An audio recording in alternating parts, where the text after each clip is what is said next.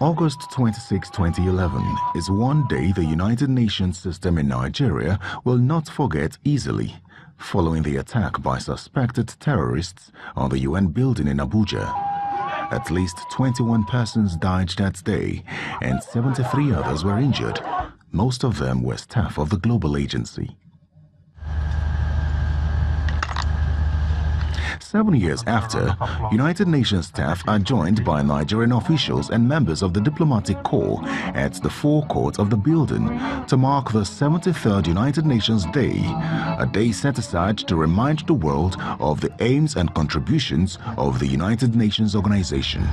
May the soul of the departed rest in perfect peace. But the occasion is significant in Nigeria as the UN remembers colleagues that were killed in the 2011 bomb blast. It would also mark the beginning of the partial relocation back to the building. This year's UN Day also marks the UN family partial move back to the UN house.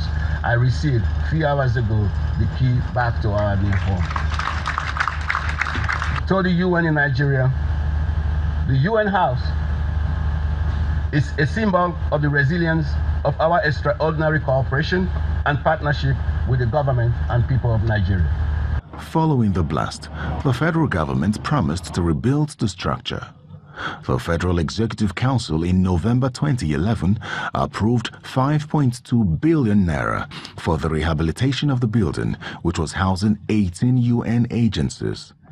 In March 2018, the Council approved 6.9 billion naira for provision of security equipment and associated infrastructure for the building.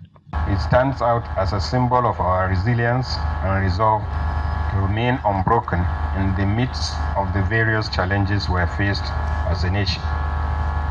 We convey to you assurances of our shared commitment to the security of life and property of all your staff, their families, and the institution.